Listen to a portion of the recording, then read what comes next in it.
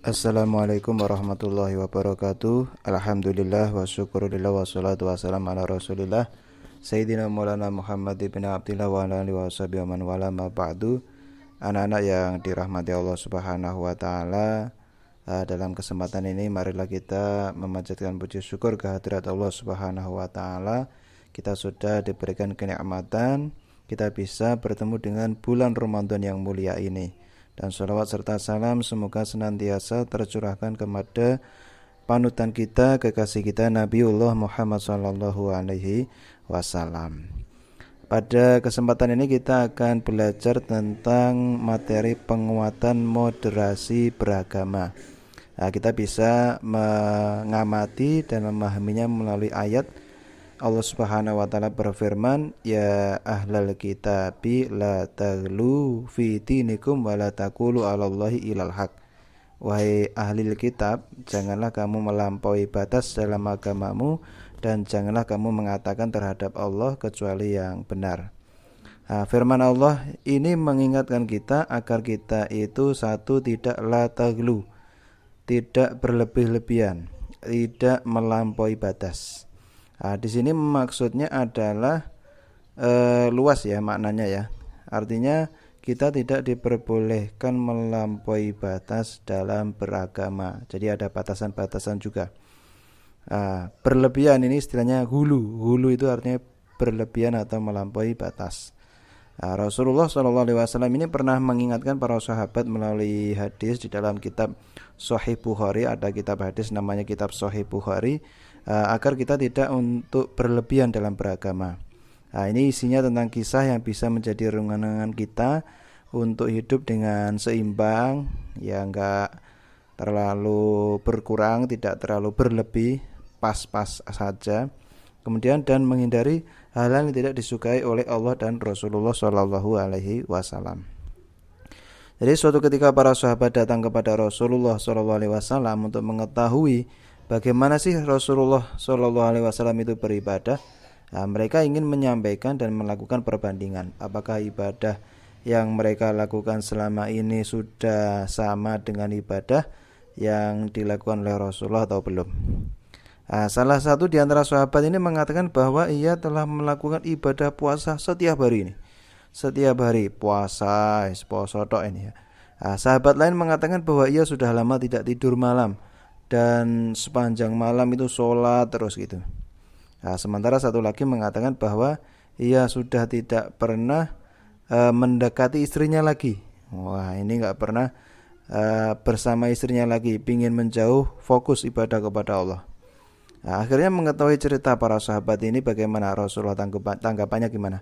Rasul ini tidak memberikan sanjungan juga enggak, memberi semangat apalagi dengan ibadah yang mereka lakukan. Para sahabat ini malah diingatkan oleh Rasulullah dengan sabdanya gini, "Aku ini adalah orang yang paling takut kepada Allah jika dibanding dengan kalian.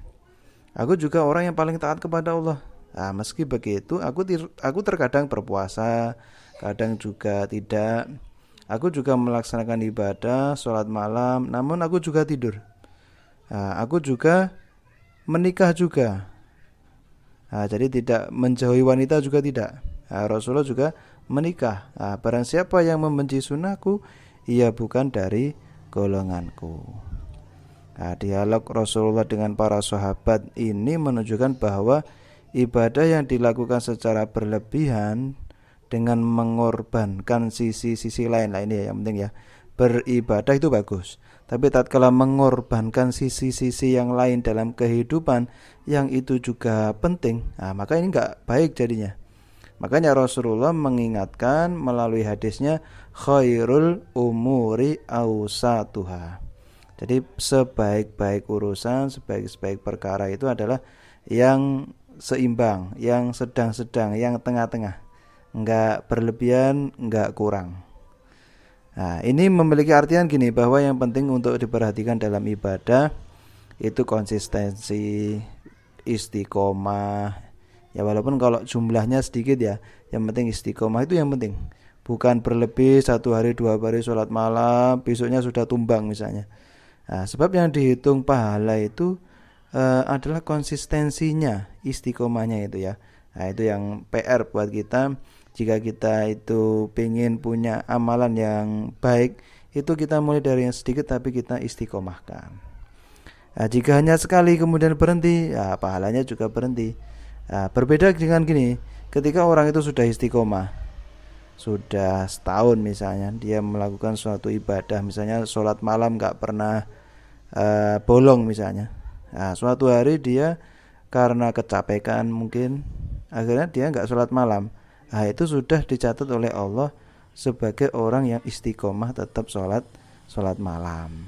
Karena dia sudah lama sholat malamnya, tapi karena mungkin sudah capek pol, akhirnya nggak bisa sholat malam. Itu tetap dicatat sebagai pahala bagi dia, karena dia sudah pernah istiqomah selama dengan waktu tadi.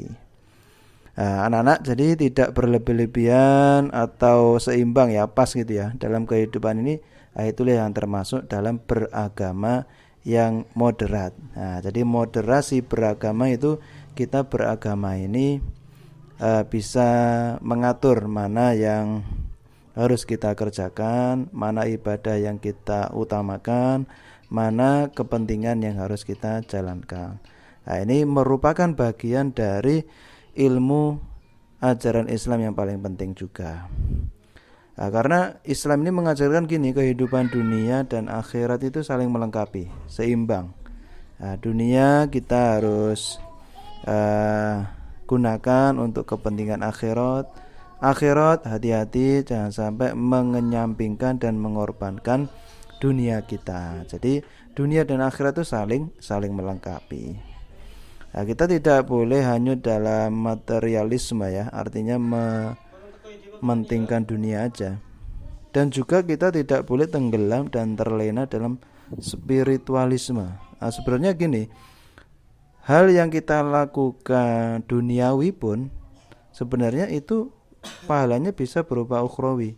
Manakala kita niatkan dengan kita itu melakukan hal yang duniawi untuk kepentingan akhirat. Contohnya kita berolahraga, kan secara kasat mata kan seperti duniawi kan, sepak bola, main bola voli, tapi kita bisa kaitkan dengan akhirat, dan itu yang harus kita lakukan seharusnya. Bagaimana caranya? Saya olahraga biar sehat. Kalau sehat berarti ibadah jadi enak.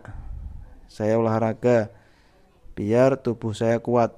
Nah, orang beriman yang kuat itu lebih baik daripada orang Islam yang lemah. Nah, itu bisa kita lakukan seperti itu. Artinya kita tidak mengenyampingkan, oh ini dunia, oh ini akhirat. Nah, padahal banyak perkara yang dunia sifatnya dan kelihatannya, tetapi di situ tertanam nilai-nilai akhirat. Tapi juga banyak kelihatannya dia ibadah untuk akhirat, ternyata untuk kepentingan dunia, sedekah misalnya, ternyata untuk naudzubillah untuk pamer misalnya.